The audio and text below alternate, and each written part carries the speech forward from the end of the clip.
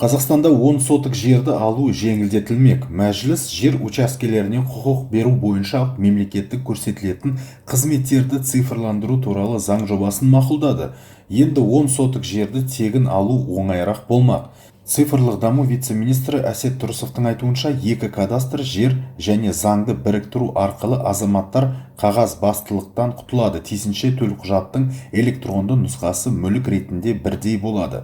Ведомство бұл жер телімдерін алу тәртібін айтарлықтай